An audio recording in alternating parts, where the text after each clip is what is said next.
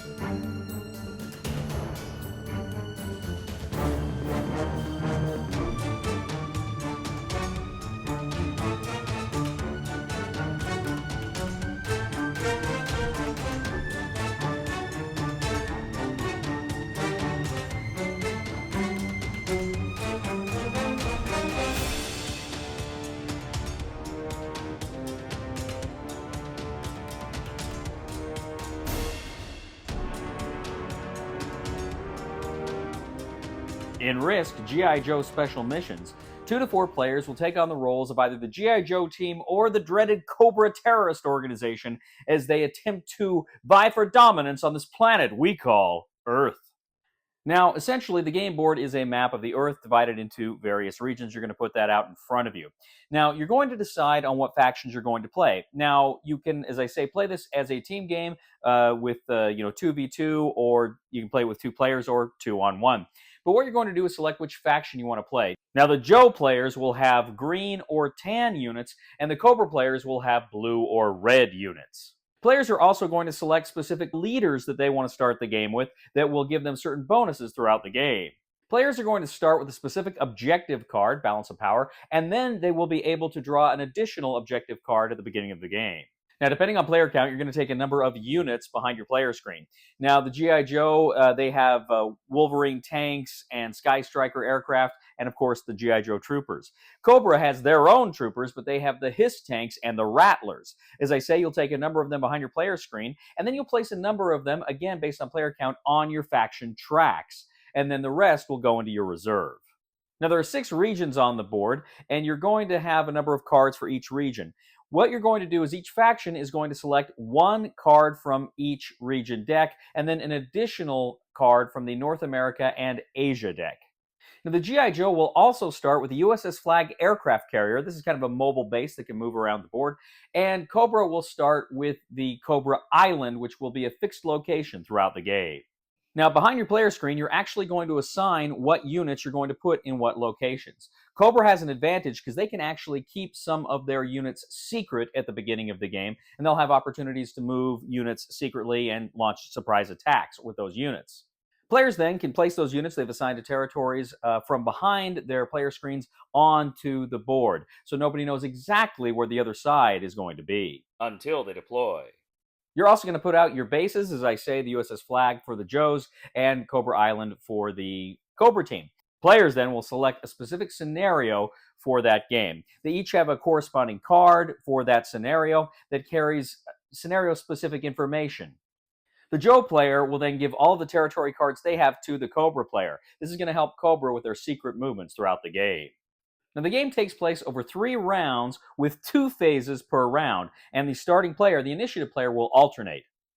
Now, each faction has their own set of action cards. So you have 2 different kinds of action cards for the Joes and 2 different kinds of action cards for Cobra, depending on, again, which player is playing what faction. You're then going to go ahead and grab all of your faction action cards, and again, depending on player count, you're going to select a number of those cards you're going to play. You're going to place them face down in front of you, and the order in which you place them is important because that's the order in which you will resolve the actions. Players are then going to flip over their cards one at a time and take turns resolving those actions.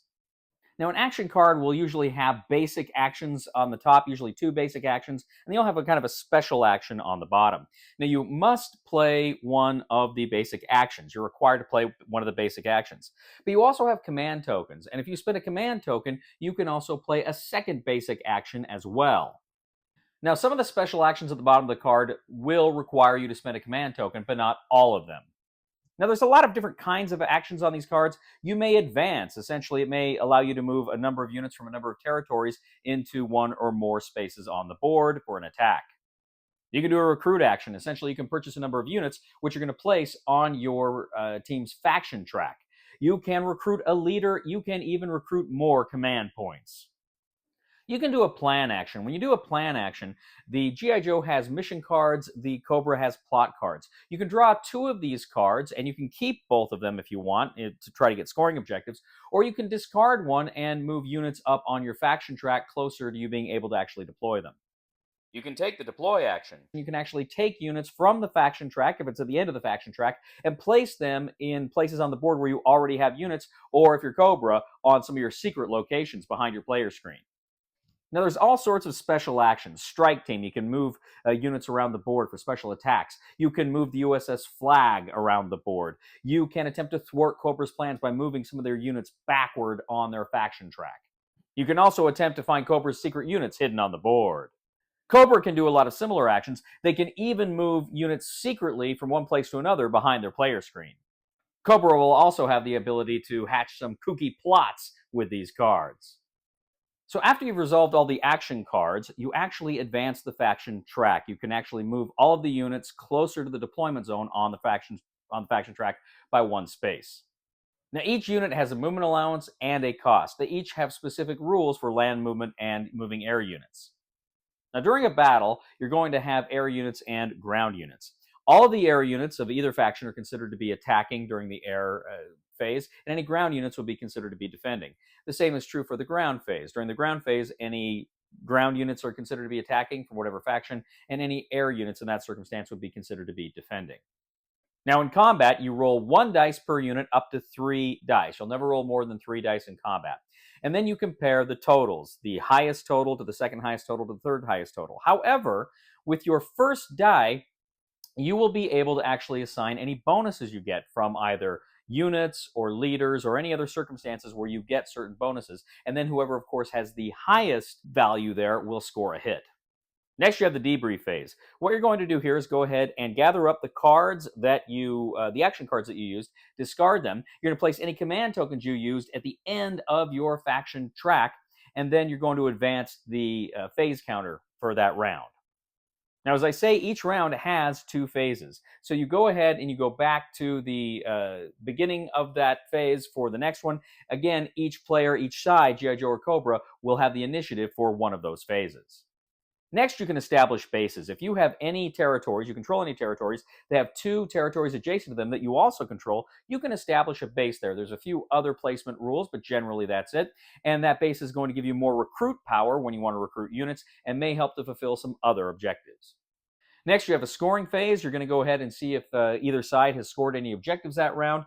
Victory points can be earned by scoring objectives on the victory card, by scoring either your objective cards, your mission, or plot cards, depending on if you're G.I. Joe or Cobra. And you can even purchase, during the recruit phase, victory points for 20 recruit points each. Next, you'll each draw 1 objective card, mission cards for the Joes, plot cards for Cobra. After you've done all those steps, you'll go ahead, you'll begin a new round, and at the end of the 3rd round, whoever has the most points wins! Risk G.I. Joe Special Missions. Risk G.I. Joe Special Missions is not your grandfather's Risk. It's very different in many respects, but it's still got some of the Risk DNA in it. Essentially, what you're doing here is you're not just competing for territory. In fact, you want territory. Territory is good. Territory is going to allow you to do a lot of things. But critically, you're trying to chase your various mission plot cards and your scenario objectives as well. Now, the game has 5 different scenarios, and there are 13 different leaders here, including Serpentor, who actually is part of his own scenario. So there's a lot of replayability in this box, and that's not even talking about all the various action cards that you can go ahead and implement over the course of your game, because those are your choices, and the various plot or mission cards the Joes or Cobra have that, again, those are points that they too can chase during the course of the game. As I say, you have different units that bring different abilities here. This game has the basic Risk DNA where you've got the dice combat, you're comparing the die rolls. Here, you've got those first die bonuses, which can really lead to some unexpected upsets in combat. But you also have a lot of other ideas here. At times, this game feels like it's been kind of mashed with Axis and Allies, where you have recruiting the units and what have you for the game, as well as the command tokens. But you also have almost like a light dusting of Star Wars Rebellion with those faction tracks going there and you having leaders and trying to go and fulfill those various objectives to score points throughout the game. Now, friends, as you know, I love G.I. Joe. If you watch the channel at all, you know I've loved G.I. Joe since I was about 5 years old. And Renegade Game Studios has done a great job with this IP, with Mission Critical, the role-playing game, and of course, one of my favorites of all time, the G.I. Joe deck-building game. This Risk G.I. Joe Special Mission is in that same tradition of great G.I. Joe IP games. Risk G.I. Joe Special Missions will soon be available through a Kickstarter campaign. I will post a link to that campaign in the description below. If this looks like a game you're interested in, then you may just want to check out that link and the Kickstarter campaign for Risk G.I. Joe Special Missions. Thank you once again for joining us today on The Discriminating Gamer. As always, we'd ask you to please leave a comment for us here on YouTube, on Board Game Geek, on our Facebook page, on X. We do love to hear back from you. We'd ask you to please subscribe to this channel and leave a thumb here, and leave a thumb to us on Board Game Geek, and subscribe to all the good social media stuff as well. If you really do like the channel, I'd ask you to check out my other channel, that is Cody Carlson, PhD, where we talk about history and military history and fun things like that. And if you really do enjoy what you see here on The Discriminating Gamer, I would humbly ask you to click on the Super Thanks button and leave a tip. You know, ladies and gentlemen, I may appear nonchalant, but I can assure you, I'm chalanting about a great many things right now. Please somebody help me on my feet again, and I don't know where I'm going, and I don't know where I've been. Please somebody help me on the solid ground. It's a long time, and I'll be dying. Once a year I wind up in the band. Never give up, he'll stay till the fight's won. G.I. Joe will dare. G.I. real American hero. G.I. Joe will dare.